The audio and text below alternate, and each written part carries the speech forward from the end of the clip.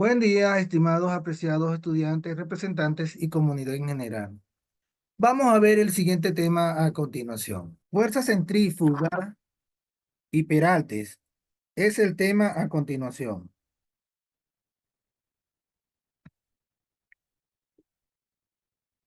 Seguramente alguna vez has sentido una fuerza que intenta lanzarte fuera de un auto cuando circulas por una vía curva. El mismo fenómeno sucede cuando te encuentras en un juego mecánico como el de la imagen. Llamadas sillas voladoras. El sistema puede girar a 1 radián por segundo, haciendo que las personas que inicialmente se encontraban verticalmente se suspendan casi de manera horizontal. El juego tiene un diámetro de 10 metros más las cadenas 6 metros de longitud, o sea, sumaríamos un total de 16, lo dividiríamos entre 2 y me va a dar el total del radio. Pero entonces me acaban de decir que gira 1 radián por segundo, que equivale a 9,5493 millas, revoluciones por minuto. Ok, eso es como para efecto de que ustedes tengan un conocimiento que existen estos valores. Vamos a hacer un ejercicio de una vez. Observen lo siguiente.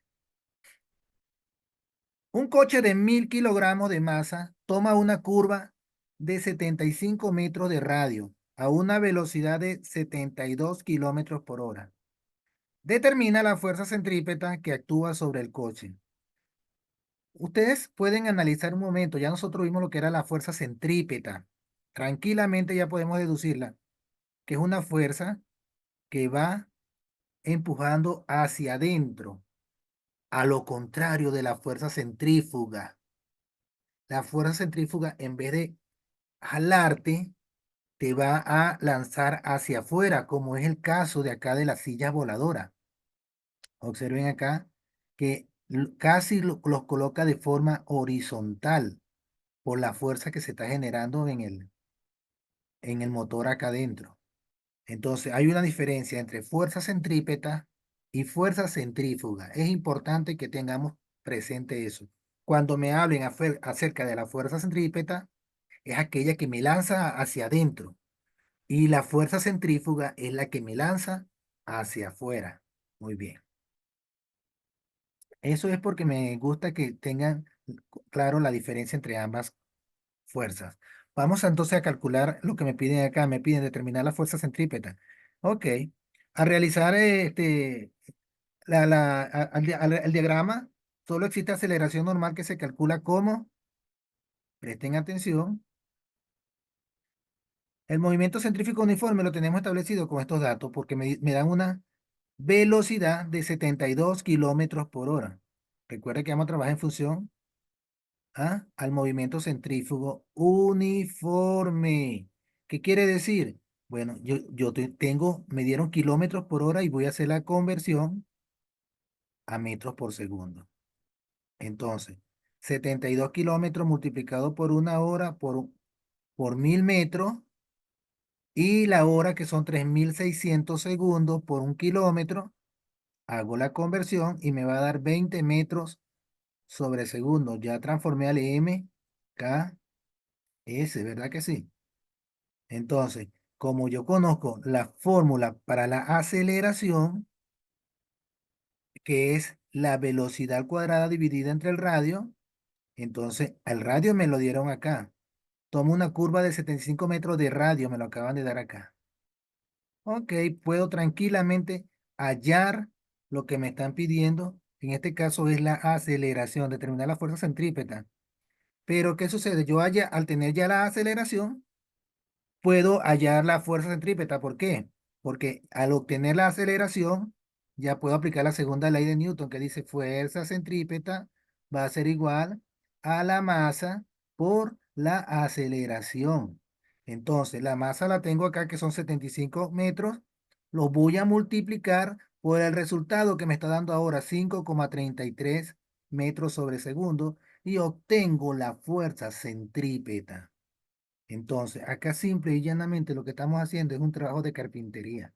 ¿Qué quiere decir carpintería? Que estamos uniendo.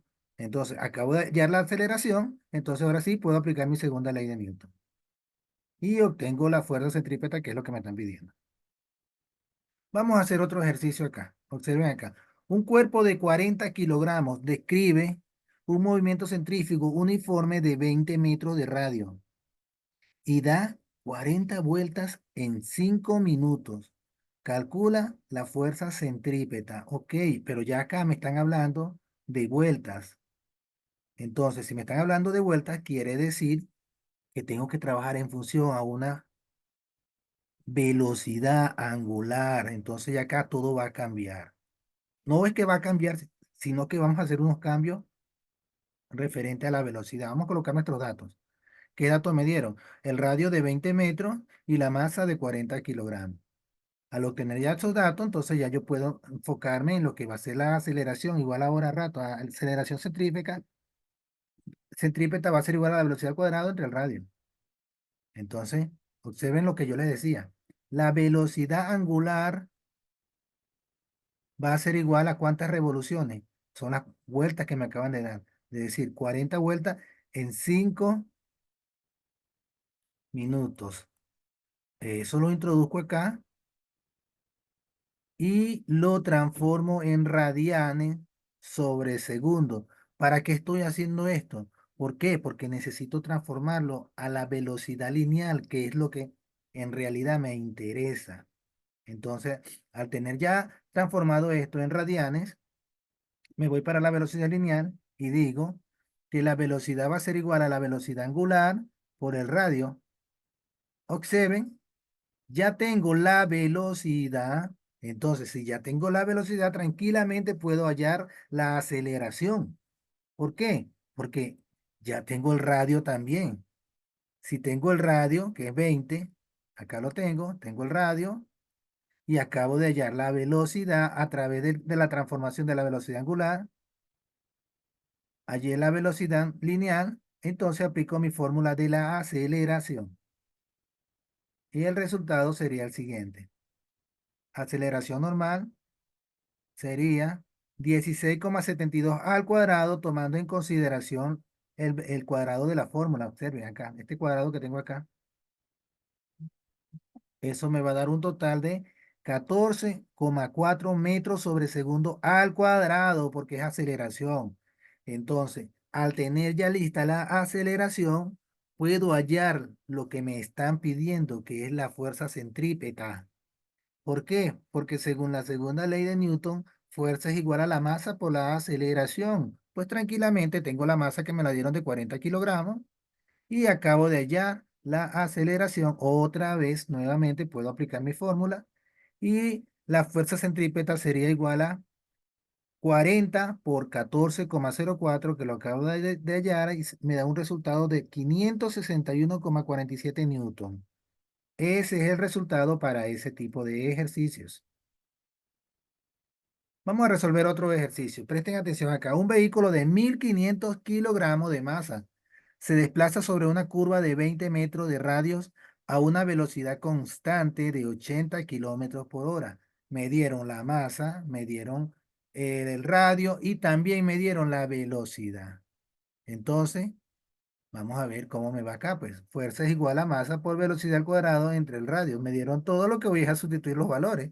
Tengo la masa, tengo el radio y tengo la velocidad que hice la conversión directamente, porque como me la dieron en kilómetros, la llevé a metros sobre segundo para poderla introducir acá dentro de la fórmula. Y ya estamos casi listos del ejercicio. Simplemente lo que hay que sustituir y estamos listos. Observen. Fuerza es igual a 1.500 que multiplica 22 sobre 22 y lo divido entre 20. Acá tengo los resultados. Y ya tengo, como quien dice, el ejercicio listo. La fuerza establecida en Newton y el resultado está listo. Vamos a hacer otro ejercicio acá. Escuchen lo que dicen. La fuerza centrífuga es una fuerza ficticia que aparece en un sistema no inercial. Al describir el movimiento de un cuerpo en un sistema de referencia que gira en movimiento circular uniforme. Un observador no inercial que se encuentra en el sistema de referencia rotatorio percibe esta fuerza aparente tal como lo percibe una persona en un automóvil que circula por una vía curva o en el juego mecánico de las sillas voladoras. Nosotros podemos sentir tranquilamente cuando nos sentimos desplazados, que nos están empujando. Esa es la fuerza de la que estamos hablando. Significado de la fuerza centrífuga. La palabra centrífuga significa que el cuerpo se aleja o huye del centro. ¿Se dan cuenta? Todo lo contrario de la fuerza centrípeta, que es la que nos está empujando hacia adentro. Acá más bien nos está alejando, puesto que tiene una dirección contraria a la fuerza centrípeta. ¿Ves? Es todo lo contrario a la fuerza centrípeta.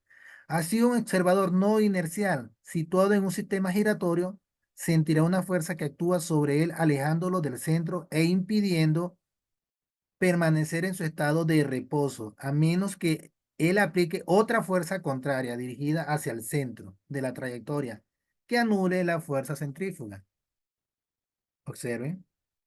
Este diagrama es todo lo contrario al diagrama que se nos presentó en función al vector de la fuerza centrípeta. ¿Por qué? Porque acá el vector va saliendo, ¿se dan cuenta? Esta es la masa del objeto, y tenemos la fuerza centrífuga en función a X, y independientemente el giro que él haga, la fuerza lineal también, centrífuga va a ser velocidad lineal que va a salir despedido, va a ser despedido hacia afuera de manera lineal. Vamos a ver otro ejercicio, señores, porque así con los ejercicios que nosotros podemos canalizar mejor la información. Un automóvil, curva sin peralte, señores. Vamos a trabajar sin peralte. Un automóvil puede desplazarse a una velocidad máxima para que pueda tomar una curva sin derrapar, o sea, sin resbalar. Entonces, ¿qué es lo primero que vamos a hacer? Observen lo siguiente acá. Tenemos el diagrama donde establece que tenemos el peso, que es la masa por la gravedad, la normal, que es la fuerza perpendicular al objeto, esta que tenemos acá, y la fuerza que nos va a derrapar. Entonces, en este caso, observen, tenemos la fuerza centrífuga que va a ser igual a la fuerza de roce. Planteándolo de esta manera, la fuerza centrífuga es exactamente igual a la fuerza de roce. La masa, la velocidad, la fuerza centrífuga y la fuerza de roce. Observen. Siempre va a ser la misma en este caso.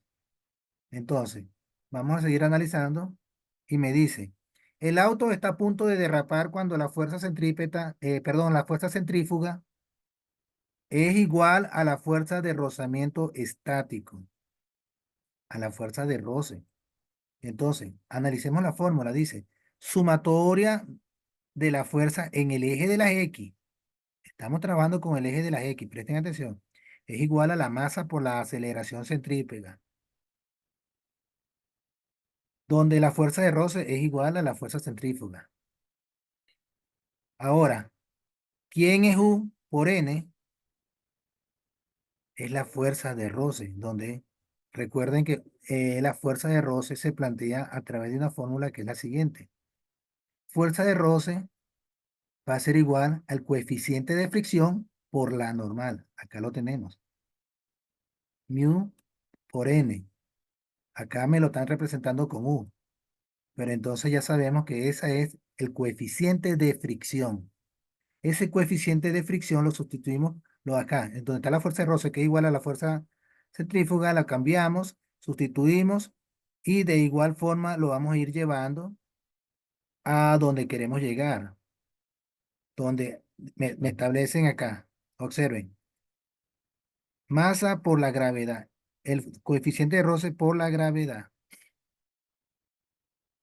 Seguimos haciendo nuestro respectivo despeje. De la sumatoria de las fuerzas en el eje de la Y, vamos a tomar en consideración, recordando que en el eje de la Y no actúa la aceleración, sino la gravedad. Entonces, por eso es que la normal va a ser igual a la masa por la gravedad. Entonces, vamos a sustituir la normal y introducimos acá masa por gravedad. Ya no trabajamos con la normal, sino con la sustitución de la sumatoria de la fuerza. Ok, entonces, al tener ya listo lo que es la sustitución, vamos a seguir haciendo el despeje y esa masa que estaba multiplicando pasa para el otro lado a dividir. Y al dividir se va a simplificar con la masa de arriba. Entonces ya me está quedando el ejercicio solamente sin masa, porque esta masa que cambió para acá, simplificó esta otra y ya me está quedando velocidad al cuadrado dividido entre el radio.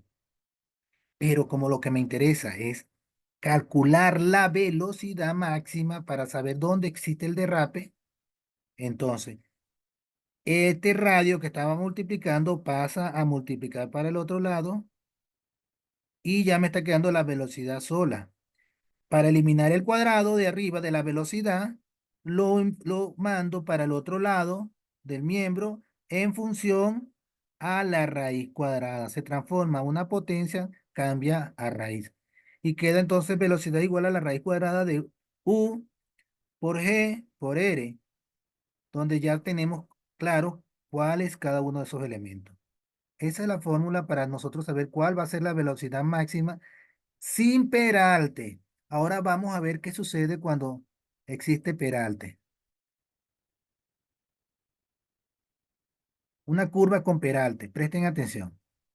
Para que un automóvil circule de manera óptima sobre una curva peraltada, el ángulo de inclinación debe estar muy bien calculado de manera que la fuerza normal proporcione la fuerza centrípeta necesaria para evitar la fuerza de fricción. Entonces, acá presten atención. Tenemos ya, si un vehículo, por ejemplo, en este caso, el automóvil, viene viajando a una velocidad baja, obviamente que la fuerza de roce es la que va a actuar acá mayor. ¿Por qué? Porque como no trae mucha velocidad, entonces él va a derraparse con más facilidad. Ahora, a una alta velocidad, la fuerza de roce va hacia adentro. Todo lo contrario que cuando anda a baja velocidad, que iba hacia afuera. Pero si existe una velocidad adecuada en los neumáticos, no va a existir fuerza de roce porque no va a jalar ni para afuera ni para adentro. Entonces va a estar en equilibrio con una fuerza, una velocidad totalmente adecuada. Fuerza de roce va a ser igual a cero. Ese es el diagrama que nosotros tenemos que establecer acá. Un diagrama donde tenemos el vector de las X, donde tenemos la fuerza de la gravedad y la respectiva normal, que es la perpendicular al objeto, ¿verdad que sí? Observen el siguiente planteamiento. Sabemos que la aceleración es igual a la velocidad al cuadrado dividido entre 2. Entonces, tenemos el diagrama, el ángulo de inclinación para peralte. Este es el ángulo de inclinación. Debemos calcular cuál es ese ángulo. Sabemos que existe, pero tenemos que utilizar una fórmula porque vamos a trabajar en dos ejes. Vamos a trabajar en el eje de las X, recordando que este es el vector. Tengo que calcular las componentes en el eje de las X y las componentes en el eje de las Y para poder hallar ese respectivo ángulo. Vamos a ver cómo lo hacemos. Observen acá. Pasos para calcular el peralte de una curva. Primero, trazamos los ejes horizontales y verticales y obtenemos las componentes en función al ángulo de inclinación. Ok, dependiendo del ángulo de inclinación me dan los dos ejes, sumatoria de la fuerza en el eje de las X, trabajando en función a la segunda ley de Newton, masa por aceleración. Ok, entonces decimos que la normal en función de X va a ser igual a masa por la aceleración. Hacemos nuestra respectiva sustitución. ¿Por qué? Porque estamos trabajando con las componentes X. Acá observen. La normal, cuando trabajamos con las X, va a ser igual a la normal por el seno de X. Y si trabajamos con el eje de la Y, va a ser igual a la normal por el coseno de X. Entonces, ya teniendo listo, establecido esto, ahora sí voy a sustituir. Y como estoy trabajando con el eje de la X, entonces coloco normal por el seno del ángulo o de tita va a ser igual ¿a quién? A masa por velocidad al cuadrado entre 2 sustituyendo la aceleración. Sustituyendo la aceleración y colocando sus respectivas eh, valores necesarios. En este caso de la aceleración, coloco velocidad al cuadrado entre radio. Una vez ya tengo listo eso, voy a hacer mi despeje. ¿El despeje de quién? Recuerden que lo que estamos buscando es el ángulo. Entonces necesito dejar completamente solo el ángulo. La normal estaba multiplicando, vas a dividir para acá y me está quedando la normal. Va a ser igual a, perdón, seno de tita va a ser igual a la masa por la velocidad al cuadrado dividiendo a la normal por el radio. Ya tengo planteado la fórmula del seno, trabajando con las componentes en el eje de las X. Ahora vamos a trabajar con el eje de la Y, porque recuerden, observen acá en el plano y el vector está representado tanto con las componentes en el eje de las X como con las componentes en el eje de la Y. Entonces tengo que calcular esos ángulos para saber cuál es la fórmula necesaria para trabajar. Sumatoria de la fuerza en el eje de la Y va a ser igual a cero. ¿Por qué va a ser igual a cero? Porque es completamente vertical y allí no existe una fuerza que actúe. La fuerza que actúa es completamente en el eje de las X, que es vertical. Pero entonces ya sabemos que la sumatoria de la fuerza va a ser igual a cero porque no existe. Entonces la normal la vamos a sustituir de la misma forma como hicimos en el eje de las X. Menos la masa por la gravedad va a ser igual a cero. ¿Por qué menos por la masa por la gravedad? Porque va a ser el peso. Recuerden que lo que inclina hacia abajo es la gravedad. Y al sustituirla, recuerden que está en este lado sumando, restando, pasa para este lado a sumar y me está quedando masa por gravedad solitas y sustituyo también a la normal en el eje de la Y, esta que tengo acá. La normal en el eje de la Y. ¿Cómo me estaría quedando el ejercicio? Normal en el eje de la Y va a ser igual aquí a la normal por el coseno de tita. Va a ser igual a la masa por la gravedad. Entonces la normal de igual forma estaba multiplicando, baja a dividir y me queda coseno de tita va a ser igual a la masa por la gravedad. Ok, ya tengo el seno y tengo el coseno. Ahora vamos a relacionar ambas componentes.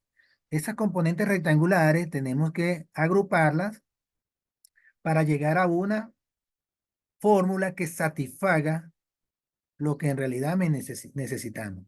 Presten atención. Dividimos las dos expresiones.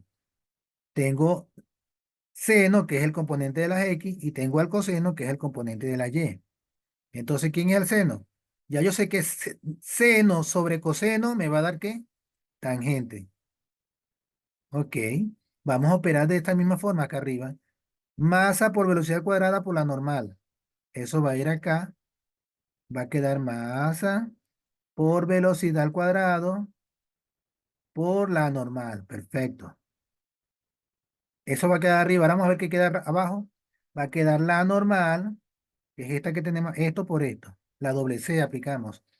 La normal por el radio, por la masa, por la gravedad. Vamos a ver cómo anulamos elementos acá. La normal simplifica la normal. La masa simplifica la masa. ¿Qué más me está quedando acá? Me está quedando masa, el radio por la gravedad. Quedando el ejercicio de esta forma. Ya estamos viendo que el resultado va a ser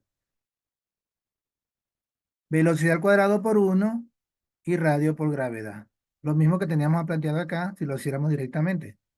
La normal se fue con la normal, la masa se fue con la masa y me quedó velocidad al cuadrado dividiendo al radio por la gravedad. Esto mismo que tenemos acá. Entonces, en el caso, por último, tendríamos, obtenemos el ángulo óptimo del peralte. Haciendo el despeje de la tangente, me va quedando que el ángulo va a ser igual a tangente a la menos 1 porque la tangente estaba de este lado y cuando cambie para acá cambia a la menos 1.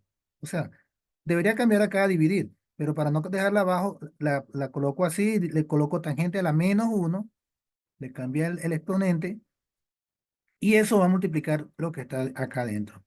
Con esta fórmula ya yo puedo obtener cuál es el ángulo óptimo para que pueda haber un peralte. Bueno, señores, esto ha sido todo con respecto a este contenido y nos vemos a la próxima clase. Que pasen un feliz día.